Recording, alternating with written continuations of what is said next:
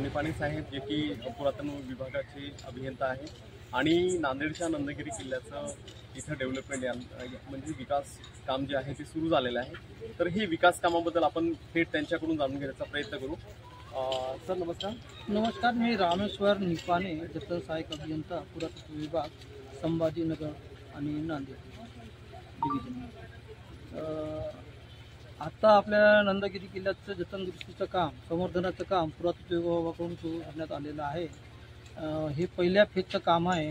याच्यामध्ये फार मोठ्या प्रमाणात झाडं झुडपं आणि गवत उगवलेलं होतं किल्ल्यावर, आणि त्या झाडं झुडपामुळे किल्ल्याची फार मुळं आत्महत्या केल्यामुळे पडझड झालेली होती आणि त्याची किती दुरुस्ती केली तरी ते वारंवार त्याची पडझड ही होतच होती। हे आम्ही मागच्या 10-12 वर्षांमध्ये बघितलेलं आहे।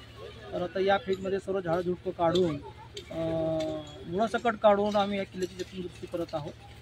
हे पहिल्या फेजचं काम आहे। तर आता किल्ल्याच्या म्हणजे नदी किनाऱ्यावरील भागाचं पहिलं आम्ही जतन दुरुस्ती करणार आहोत। ती करताना अडचण ही आली की वरती एक स्ट्रक्चर आहे, ज्याला आपण कुठलं महाल म्हणतो, हे आपलं बिरादरी नावाचं एक स्ट्रक्चर आहे। ते एकदम पडण्याच्या स्थितीमध्ये आलेलं आहे। या पावसाळ्यामध्ये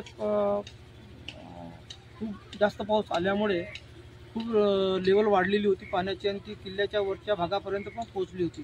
त्याच्यामुळे किल्ल्याची मोठ्या प्रमाणात हानी झालेली आहे, मोठ्या प्रमाणात पडझड झालेली आहे। तर ही जतन दुरुस्ती आपण करत आहोत। आता नुकतीच सुरुवात करण्यात आलेली आहे। तसेच अजून विशेष म्हणजे सांगायचं म्हणजे दिनांक 19 नोव्हेंबर ते 25 नोव्हेंबरपर्यंत शासनाकडून जागतिक वारसा सप्ताह हा कार्यक्रम राबविण्यात येत आहे। त्या कार्यक्रमाच्या अनुषंगाने या ठिकाणी आज सांस्कृतिक कार्यक्रमाचं नियोजन करण्यात आलेलं आहे। सायंकाळी 6 पासून ते सांस्कृतिक कार्यक्रमाला सुरुवात होईल आणि जनजागृतीच्या अनुषंगाने महाराष्ट्रातील 11 किल्ले व एक कर्नाटकाचे असे एकूण 12 किल्ले नुकतीच युनेस्कोने वर्ल्ड हेरिटेज साईट म्हणून डिक्लेअर केलेली आहे, घोषित केलेली आहे। तर त्या किल्ल्यांची थोडक्यात माहिती आणि त्याबाबतचं प्रदर्शनी आपण इथं भरवित आहोत लोकांसाठी, आणि लोकांनी त्याचा लाभ घ्यावा अशी विनंती आहे। नक्की सर, या कार्यक्रमाला आमच्या टाइम्स न्यूज 24 कडून ही शुभेच्छा। सर, ही जे पुरातन विभागाकडून जे आता कामकाज जे सुरू आहे डेव्हलपमेंटचं, तर हे जे वेगवेगळ्या फेजमध्ये जे सुरू होणार आहे, तर पूर्ण नंदगिरी किल्ल्याचं डेव्हलपमेंट होणार आहे का, कसं होणार आहे?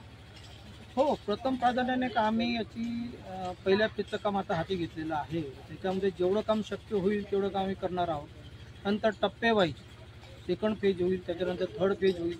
म्हणजे जतन दुरुस्तीच्या सोबतच हे पर्यटनाला चालना कसं देईल, नांदेडकरांना याचा कसा चांगला उपयोग करून घेता येईल, इथं पर्यटक कसा वाढेल, त्या दृष्टिकोनी आम्ही विचार करत आहोत। तर त्या अनुषंगानं पण याचा पुढच्या भागामध्ये आपण समावेश करणार आहोत।